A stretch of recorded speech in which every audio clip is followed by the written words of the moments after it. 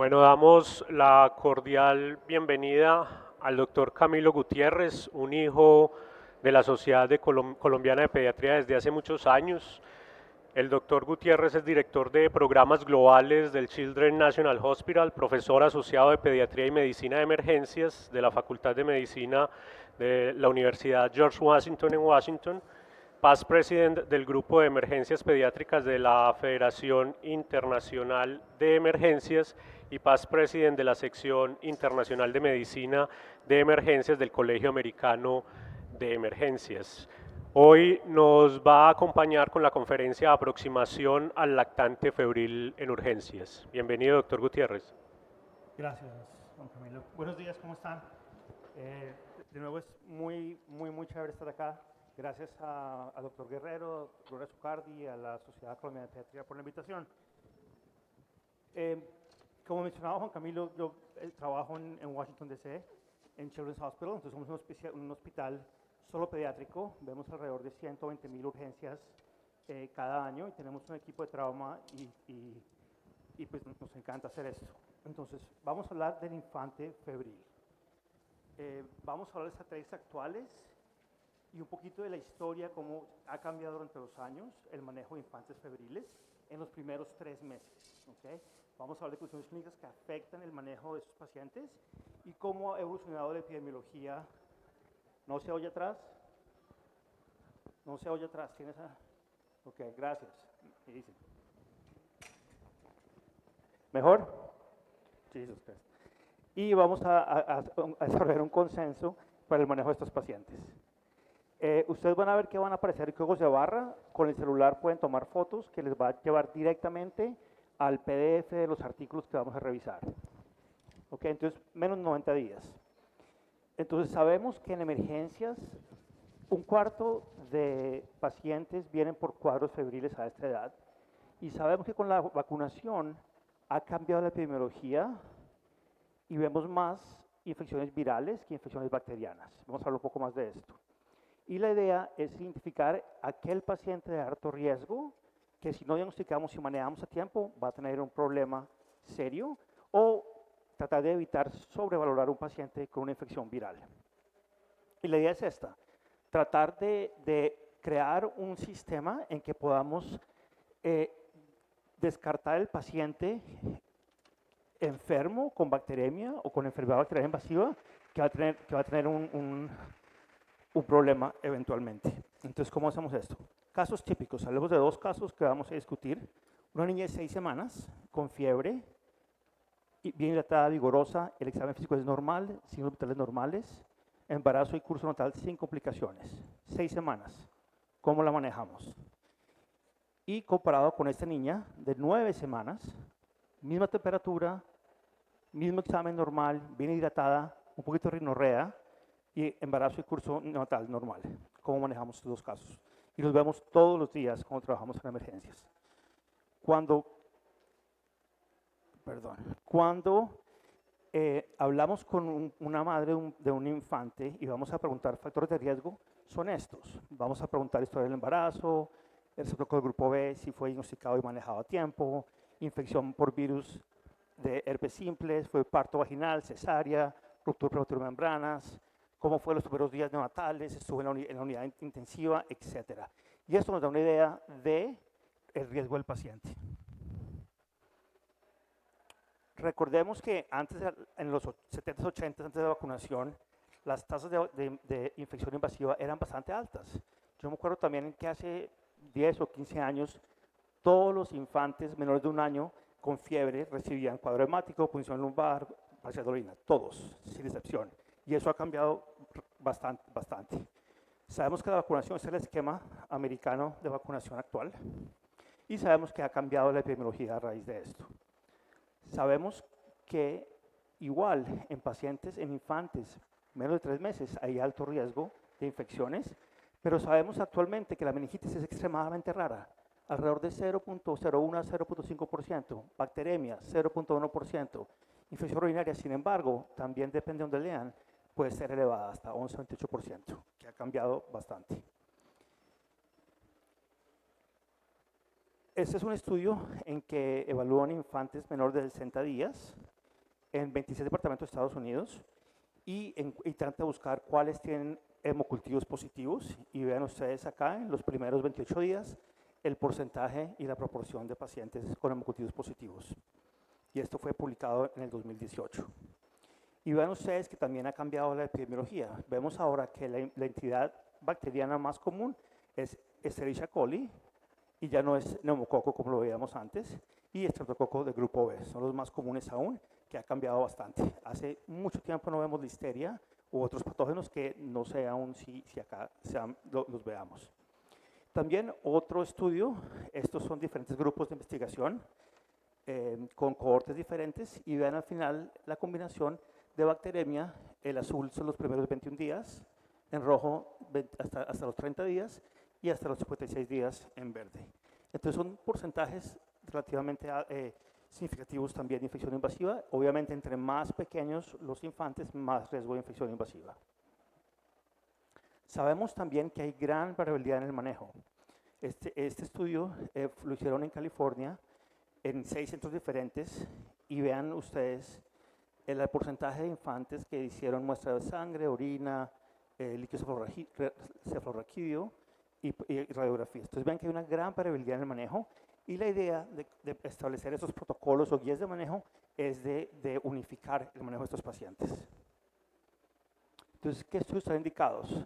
Hace un tiempo usábamos los criterios de alto riesgo. Ustedes se acuerdan de Filadelfia, de Rochester y de Boston, y con esos criterios identificábamos los pacientes de alto riesgo para infección invasiva y nos guiaban al manejo de estos pacientes. Los estamos usando cada vez menos. ¿Por qué? Lo que hemos hablado, ha cambiado la etiología.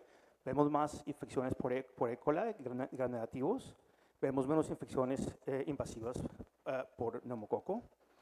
Vemos que ahora usamos más marcadores de inflamación, proteína C reactiva, procalcitonina, como marcadores que nos van a indicar qué pacientes son de alto riesgo, obviamente la apariencia clínica, pero usamos un poco menos la leucocitosis, la vandemia, otros, pero aún los usamos.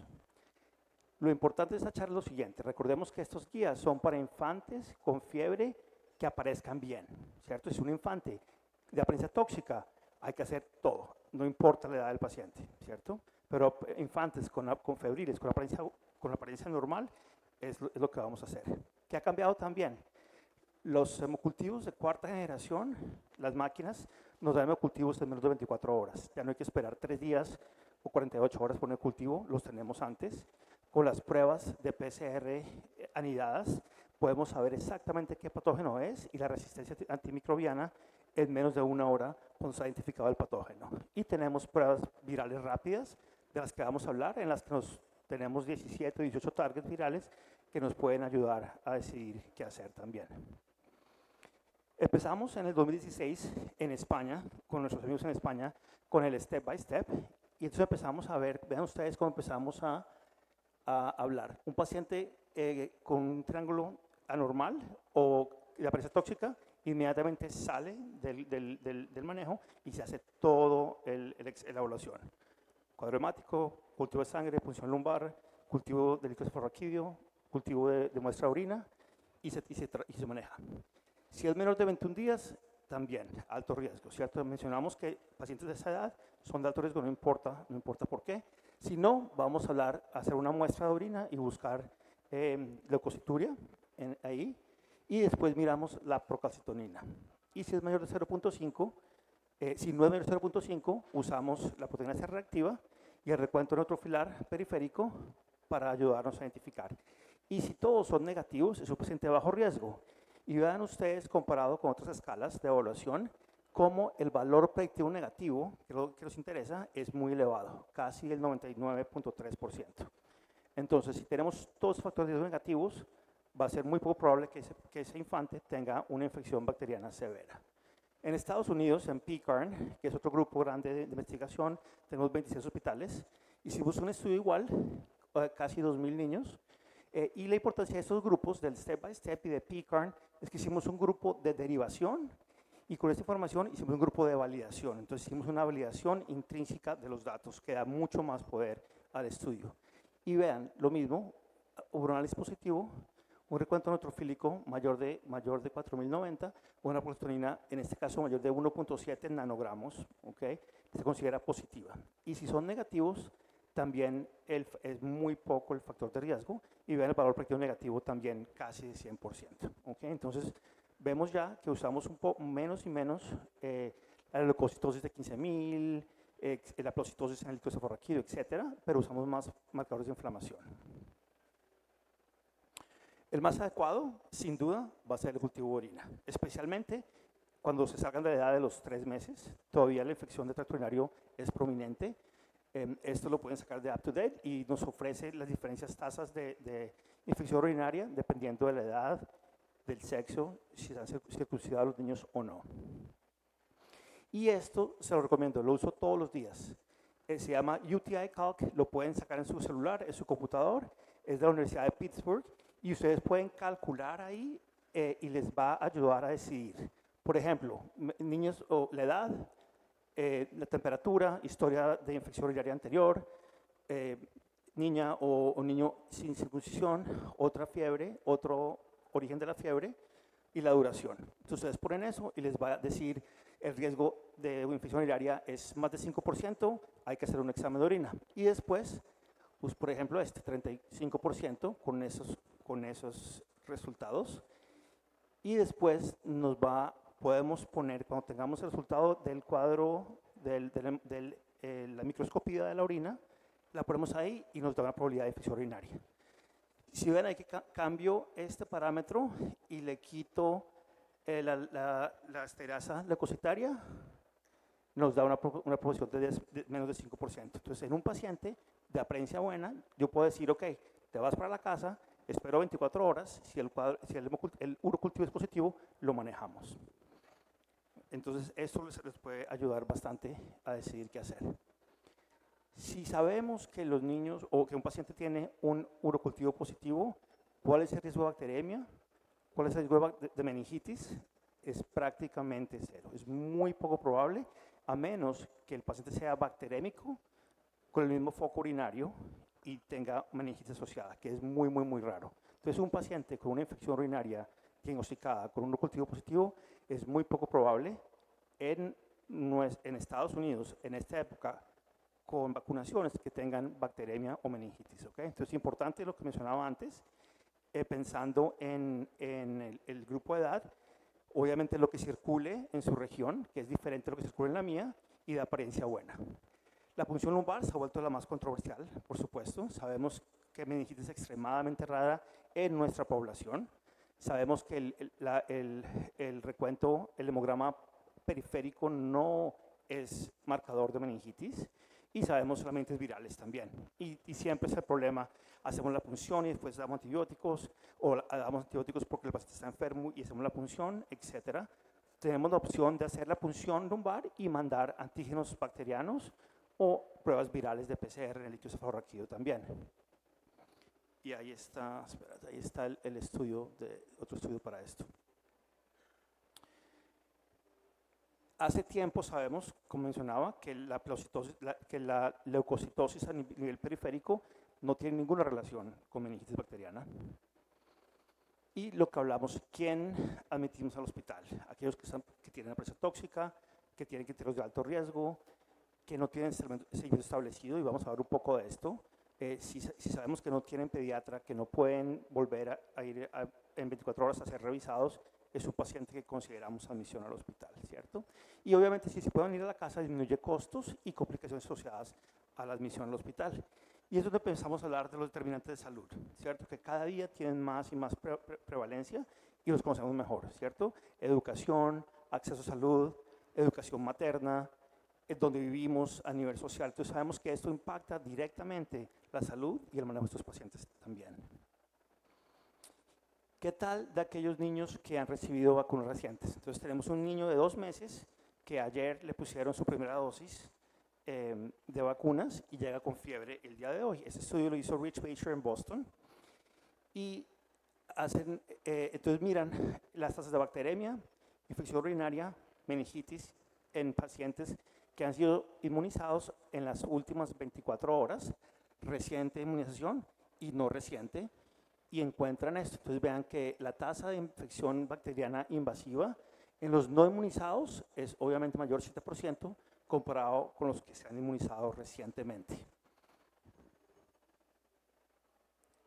Y vean ustedes también la prevalencia total y el riesgo relativo de aquellos que han sido inmunizados recientemente comparados con los otros. Entonces, si tienen un paciente que ha tenido inmunizaciones en las últimas 24 horas con fiebre, la probabilidad de ese paciente de tener infección bacteriana severa es baja. Sin embargo, el riesgo de infección urinaria es alta. Entonces, un paciente que ayer tuvo sus vacunas, llega con fiebre hoy, probablemente necesita una muestra de orina y lo podemos observar.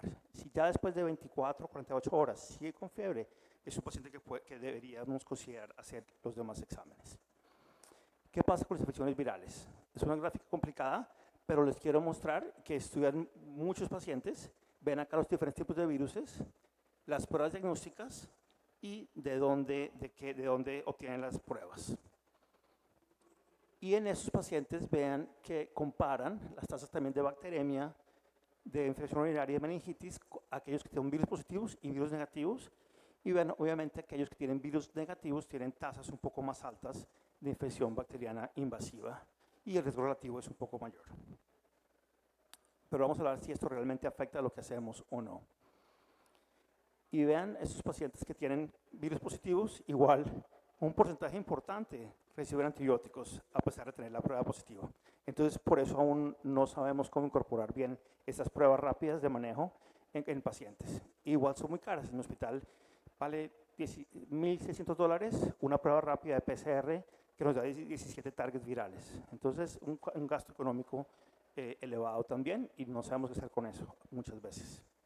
Sin embargo, siempre pensar en virus de herpes simples, ¿ok? En infantes, especialmente menos de 2 semanas, siempre hacer punción lumbar, mandar el PCR y tratar con aciclovir mientras tiene el PCR negativo, porque recuerden que la infección sistémica o sistema nervioso central es muy severa y tiene alta mortalidad en esos pacientes. Entonces recordar, especialmente en las primeras semanas de vida, siempre pensar en herpes simple. Obviamente no podemos no hablar de COVID, aunque ya todos estamos hasta aquí de COVID, pero ese estudio en España lo hicieron en 49 hospitales de marzo a junio del 2020, vieron 300 chicos, la mitad fiebre sin foco. Ven ustedes obviamente que la mayoría eran menores de 40 días y hacen los estudios que hacíamos para COVID, para ver qué encontrábamos, muy parecidos a lo que vemos con los demás chicos, con leucocitosis, con linfopenia, un poco de leucocitosis, y vean la procalcitonina no es muy elevada. En estos pacientes, la mayoría de cultivos, la mayoría de urocultivos, un cuarto de ellos con punción lumbar. Y lo importante que encontraron es lo siguiente, vean la tasa de bacteremia, la tasa de infección en el sistema nervioso central y la tasa de infección urinaria. Entonces vean que no es muy diferente. Ningún niño murió, solamente uno tuvo una complicación de apnea en la unidad de cuidado intensivo, un tercio tuvieron antibióticos. Entonces vemos que la infección por virus de COVID a esta edad realmente no tiene muchas complicaciones. Vimos muchos neonatos con COVID positivos los primeros días de vida, meses de vida, hacíamos lo que teníamos que hacer, pero se iban para la casa sin problema alguno. Este estudio también, entonces, nos llega un paciente febril. Si está séptico, si está tóxico, antibióticos inmediatamente en menos de 1 hora. Si es un paciente febril de buena apariencia, podemos darnos un poco de tiempo. Este estudio, Shun Lin, en el Hospital de Niños en Singapur, hacen este estudio con pacientes febriles y aquí ven ustedes la prevalencia de infección urinaria, de meningitis y de bacteria en sus pacientes. Vean obviamente la mayoría de infección urinaria y miran el tiempo antibióticos.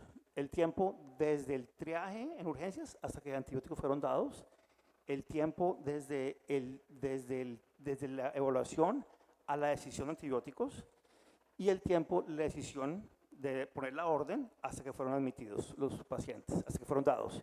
Y ven ustedes, la mayoría se demoraron entre 3 a 6 horas y algunos más de 6 horas entre la decisión de antibióticos y el niño recibir antibióticos.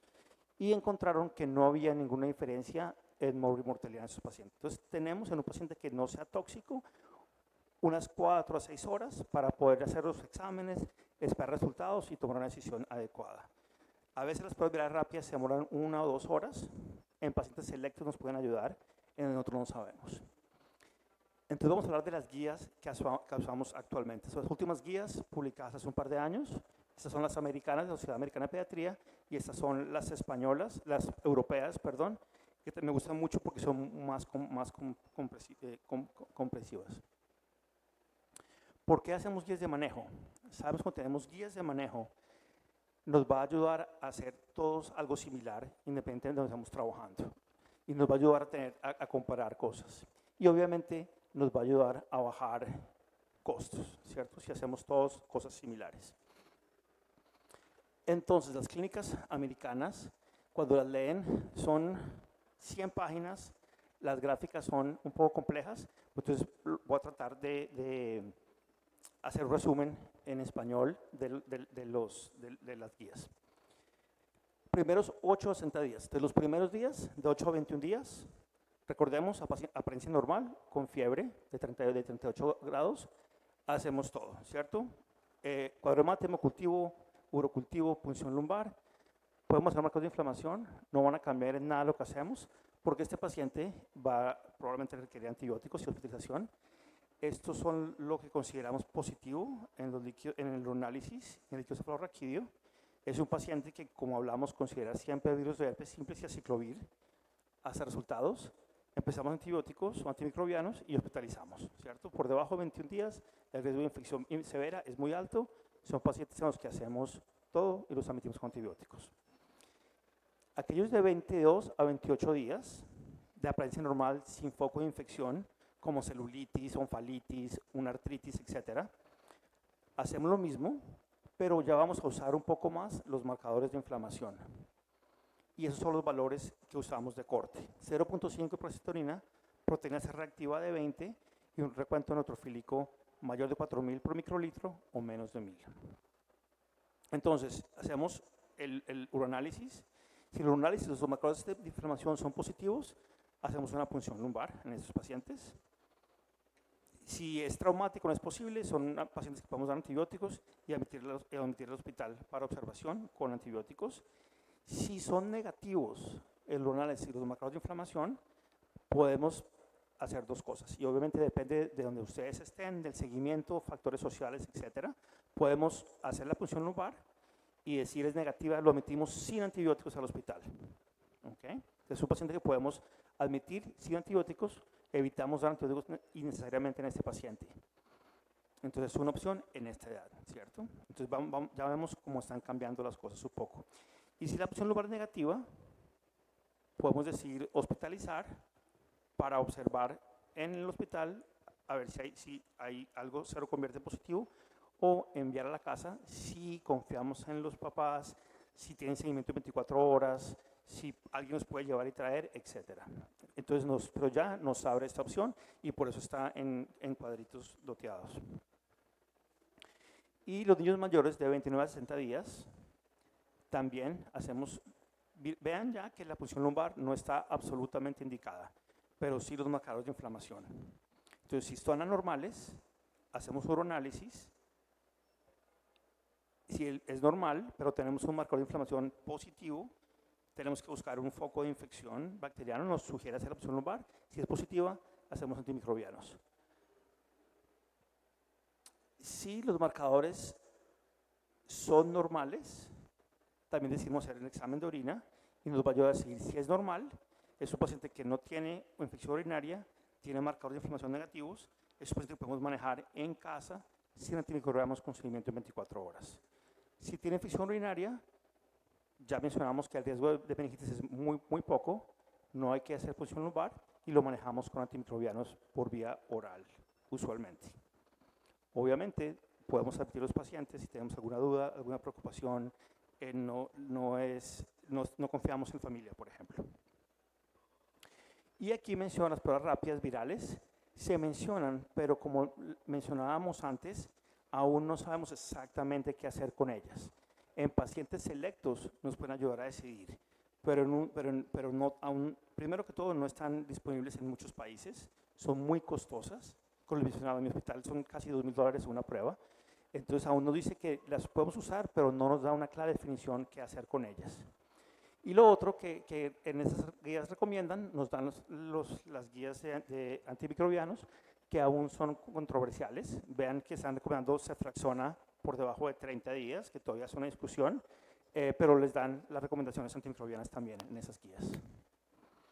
Y no sé si están acá nuestros amigos de CHOP. En la página de CHOP hay guías excelentes de las emergencias más comunes y están en las febriles. Son un poquito más agresivas de las guías de pediatría, aún hacen más antibióticos, más admisiones, más punciones lumbares, pero también les puede ayudar a guiar el manejo de pacientes. Finalmente, si ustedes tienen la posibilidad de tener en sus hospitales, en sus salas de emergencia, guías de manejo que les ayuden a hacer el proceso, son las nuestras, están todas en el computador, entonces lo que hacemos es únicamente hacer clic en lo que queremos y nos ayuda ya a decidir qué tenemos que hacer. Y están ahí y nos pueden ayudar. Y vean, por ejemplo, que está todo ya prechequeado. La química sanguínea no está indicada necesariamente, no está chequeada, las pruebas hepáticas tampoco necesariamente, etc. Y también ya nos dan los antibióticos, los líquidos ya todos basados en el peso del paciente. Entonces, si tienen la posibilidad de hacer guías de manejo intrahospitalarias, que entre ustedes mismos, su propio grupo, puedan tener una correlación, también va a ayudar con esos pacientes. Lo último que se ha hecho en los últimos años y va a ser el futuro, es buscar las biosignaturas con RNA mensajero en esos pacientes.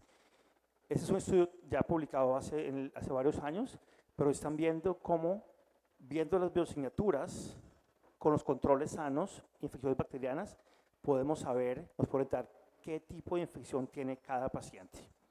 Estábamos hace unas 2 semanas en una reunión con PERN, que es el grupo grande de investigación global, que tiene 8 grupos de investigación en Estados Unidos, Canadá, el Reino Unido, Europa, Australia y Nueva Zelanda, y están pensando el paso siguiente, es hacer esto, pero asociarlo, por ejemplo, con radiografías y usar inteligencia artificial para realmente buscar si hay neumonía en esos pacientes y cómo se correlaciona con estas biosignaturas de RNA. Entonces, el futuro va a ser este. Entonces, estamos viendo qué pasa con esto. Entonces, para concluir, con el infante febril, recordemos que requiere un análisis complejo de factores de riesgo, de factores durante el embarazo y postnatales. Hemos hablado que los criterios de alto riesgo han cambiado y usamos más marcadores de inflamación. Vemos que hay criterios que nos pueden ayudar a manejar pacientes de manera un poco más conservadora, a veces en casa, sin antimicrobianos y sin más complicaciones. Y recordar siempre que los infantes menos de 28 días siempre son de alto riesgo y requieren toda la evaluación y el manejo adecuado. Y sabemos que hay guías que existen, que ya las tienen ustedes y se van a actualizar para ayudarnos a manejar a sus pacientes con mejores resultados a nivel de clínica y también a nivel económico. Y vemos que este cuento de inmunizaciones, de pruebas respiratorio, de pruebas virales, han cambiado los parámetros y van a seguir evolucionando para el manejo de estos pacientes. Entonces, con esto les agradezco mucho y al final, con mucho gusto, las preguntas en la mesa redonda. Gracias.